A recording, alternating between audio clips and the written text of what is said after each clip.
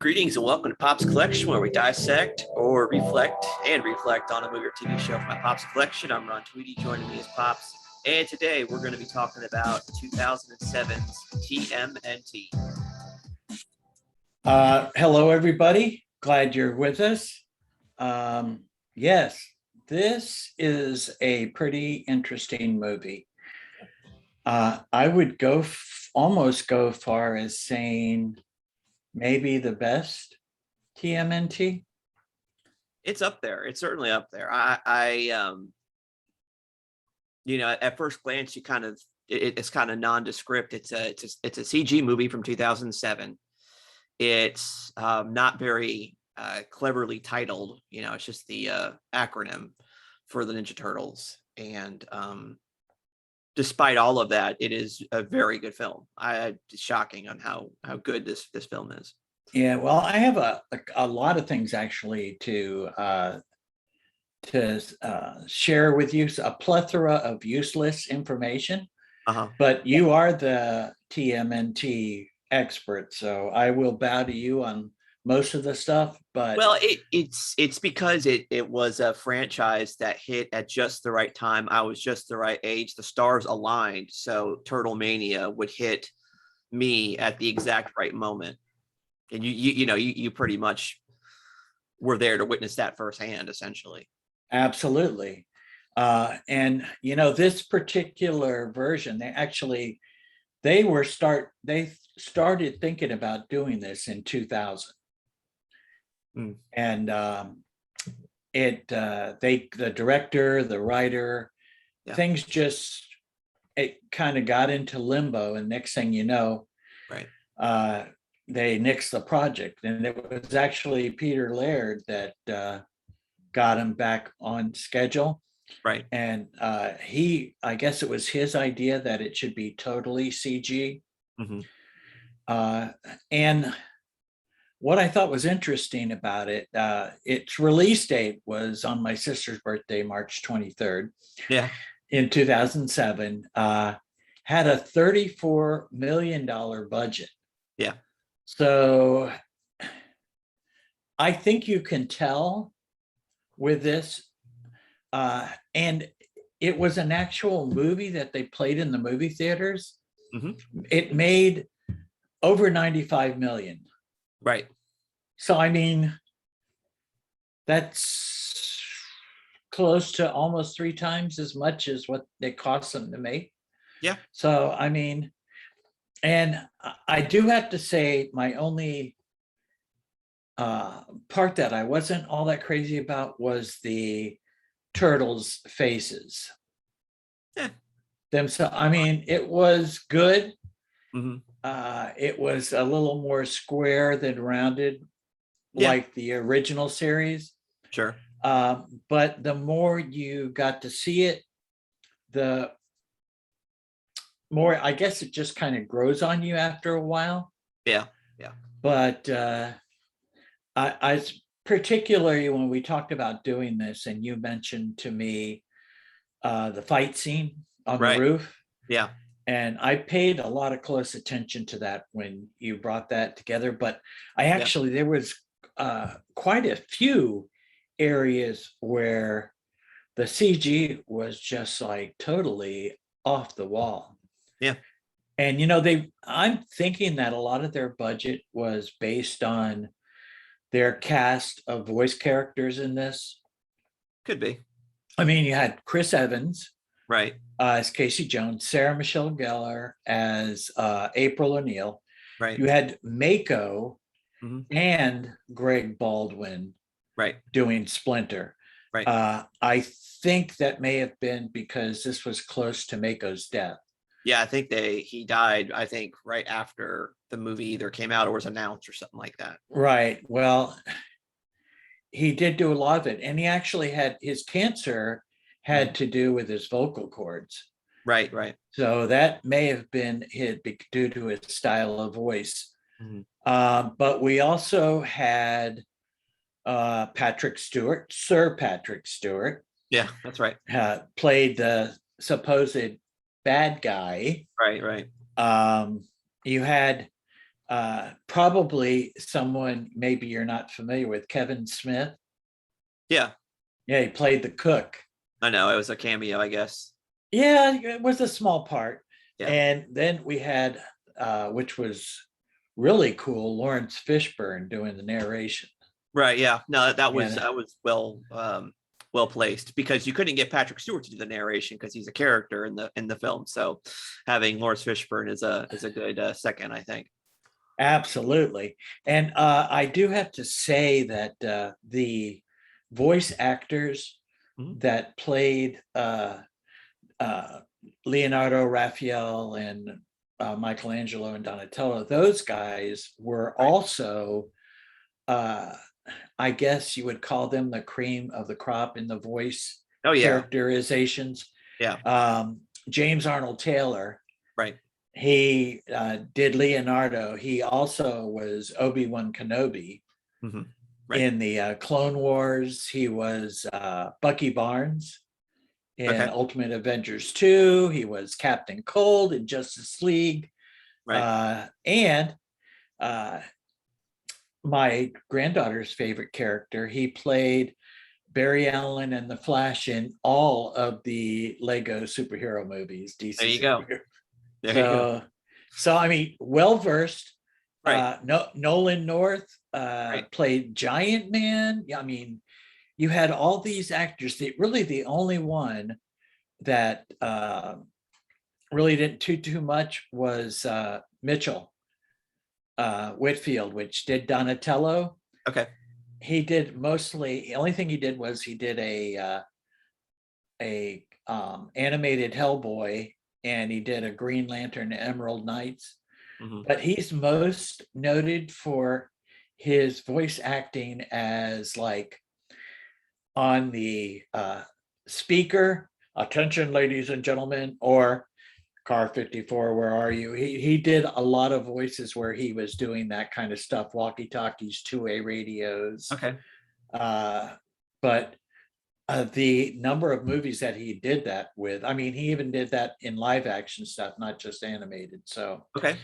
everybody that was involved in this project was definitely well seasoned.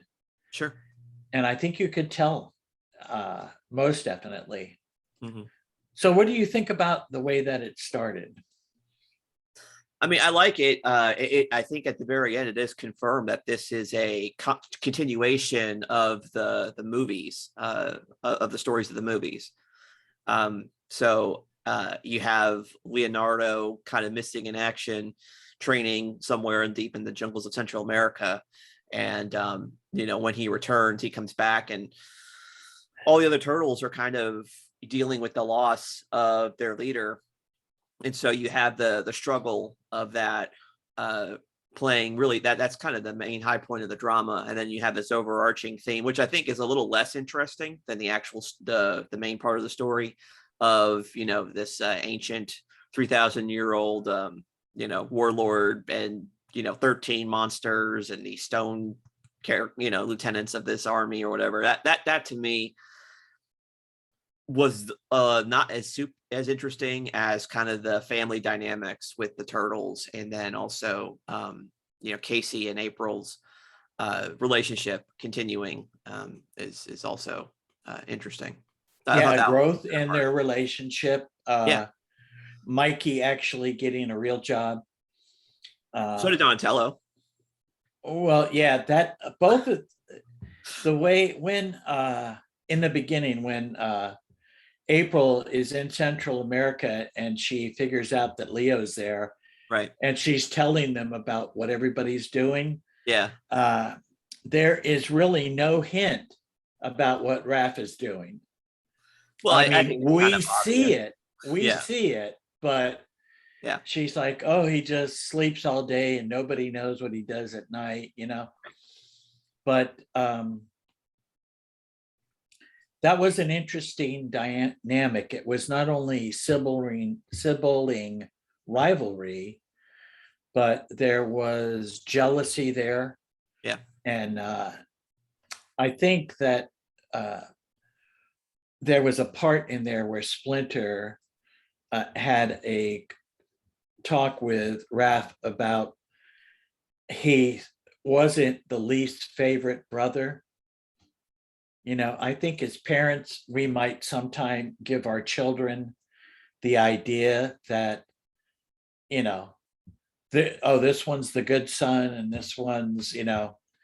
gives me trouble all the time. And really, as a parent, I don't know how good you could do that, but we should be loving our children equally, But not the same. but not the same. Absolutely not the same. But uh, they're all our children, Right. and they're all different in their own ways, just like Right. Raph and Donatello. Everybody is different with the turtles. And I think they brought that out really good. Yeah.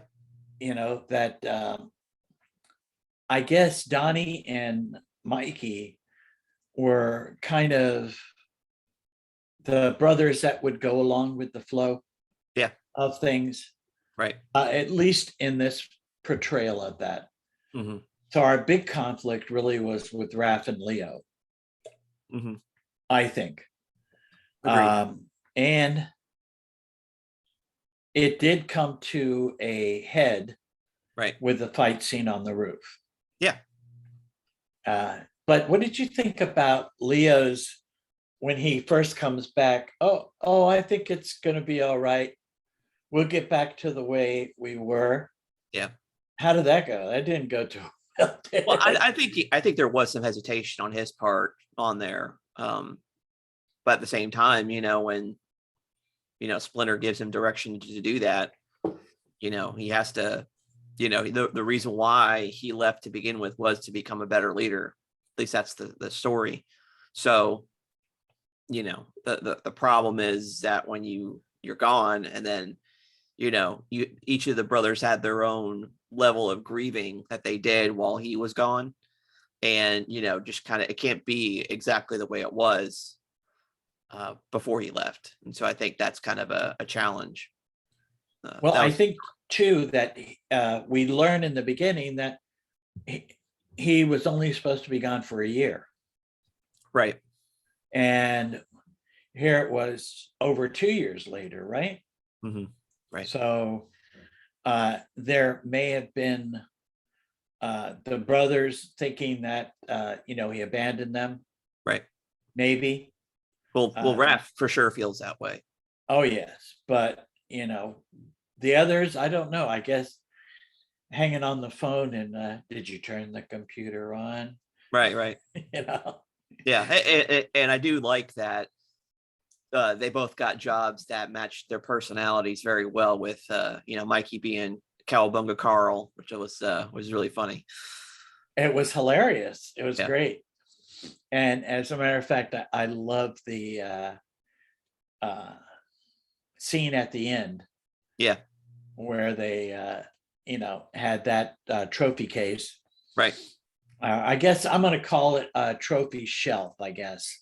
I'd say it's more like a memento shelf, because if you noticed that they had all of the artifacts on there were from the previous movies. You had the scepter at the bottom, Yes. the time travel scepter, and then you have the which is why I think it's continuing the continuity. You have the TGRI canister, you have Shredder's helmet. So I mean, it's pretty cool. Right, the old Shredder's helmet, the first Shredder's helmet. Exactly. So that was interesting, and they did somehow make you feel like Shredder was going to be back. They did, yeah. Which is kind of goes with the flow, mm-hmm. and not being a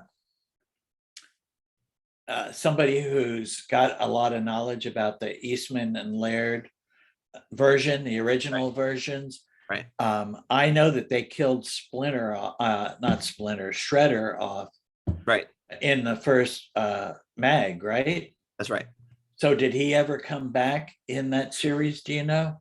I mean, like, I don't remember exactly, but it was definitely, they had other characters to interact with in the beginning. So Well, I got to tell you that in the other animated versions, Mhm. Shredder's come back more than once, more than twice, more than thrice, you know. Right. So, Right.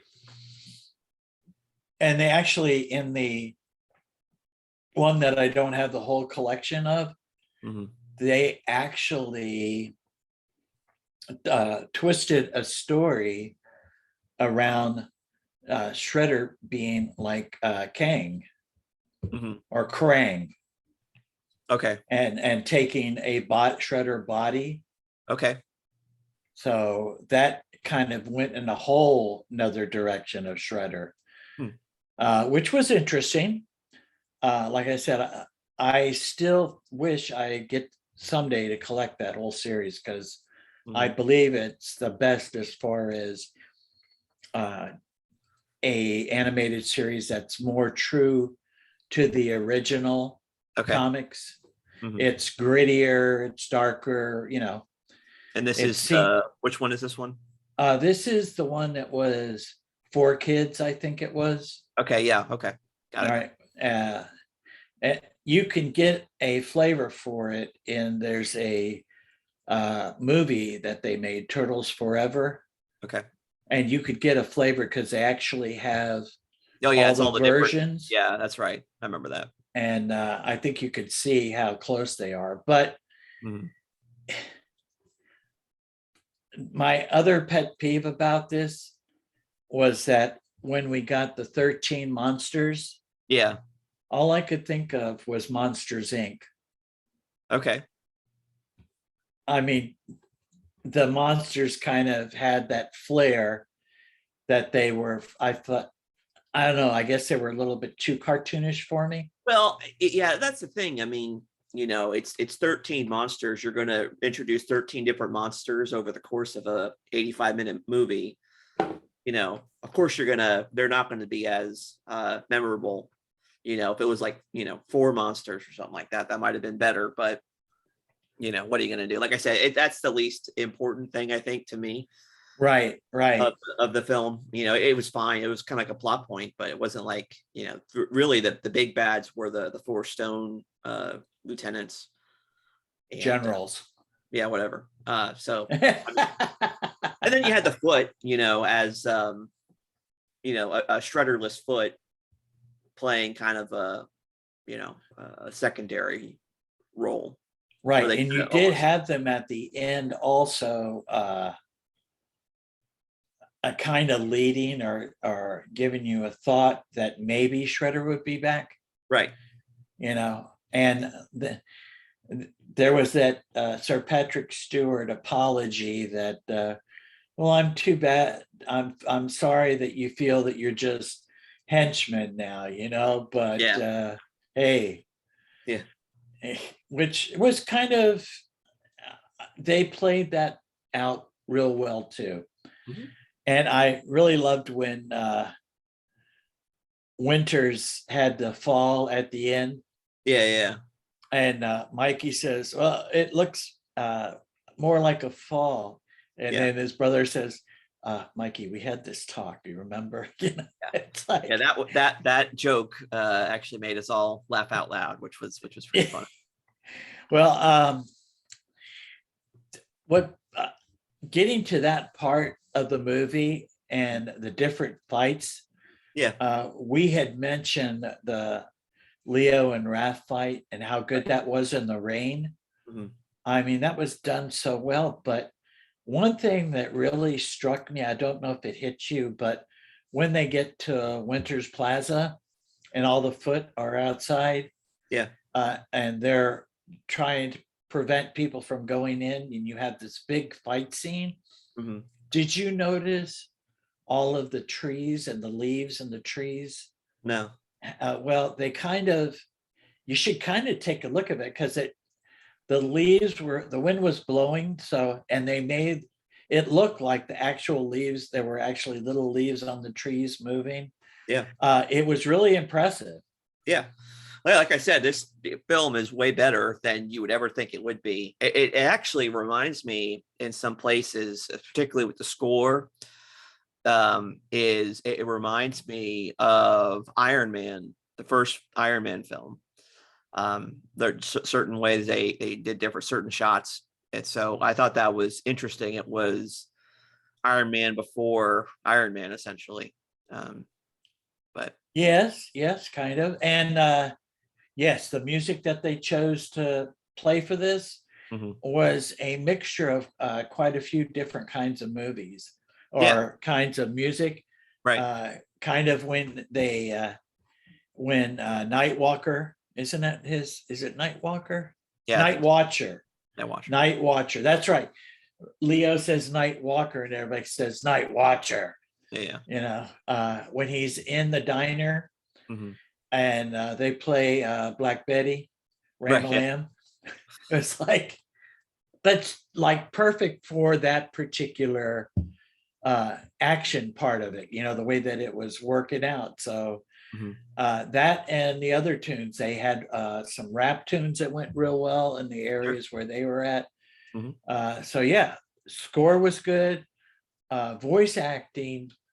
Um, one thing I have to say about voice actors, Yeah. when you have a voice actor they're just portraying their voice. Mhm. So they're reliant on the animation, sometimes to get their Yeah. point across or what they're trying to portray across. Mhm. And they just did such a great job of that. Mhm. I think you really got sucked into the whole movie. After we talked about watching it, I watched it and then I decided, you know what? I'm going to go watch that again. Yeah. And I did because Yeah. it really was that good. Yeah. Yeah. It's amazing. It like I said, completely out of nowhere. This is a really good film. It is. And yeah, it's going to, for me to tell you to watch the Ninja Turtles series, it's something that you won't do because it'll be like asking you to watch Clone Wars. Mhm. You're not going to sit through all the seasons of it, but I have to say that the series that kind of looks like it, which is I think the first Nickelodeon series Okay. that they came up with that was CG, Yeah. that's quite similar to it as far as the quality of the CG, Mhm. but you'd have to get through watching all those. There's a lot of Yeah. stuff there. So Right. don't think that you'll do that, but Yeah. Probably not. it was a thought. Uh, so what else did you find about this that you thought was noteworthy? I think that's it. From my perspective, like I said, I wasn't expecting a lot going into it, I think. And then, you completely get blown away from it. And like I said, I think the um sequence between Raph and Leo fighting on the top of the rooftop, that was like the first time, like when I saw it, I was like, this is one of the most best, it is one of the best animated things I've ever seen, bar anything, any animation. And from there it's like, yeah, it's fantastic. So Yes, well, again, it's computer generated mhm. and it was done by a good company. I guess Yeah. it's called Imagi Okay. or IMAGI. Okay. I think so.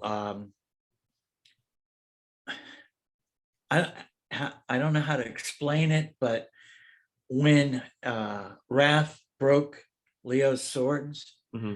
and you see that look on his face Hmm.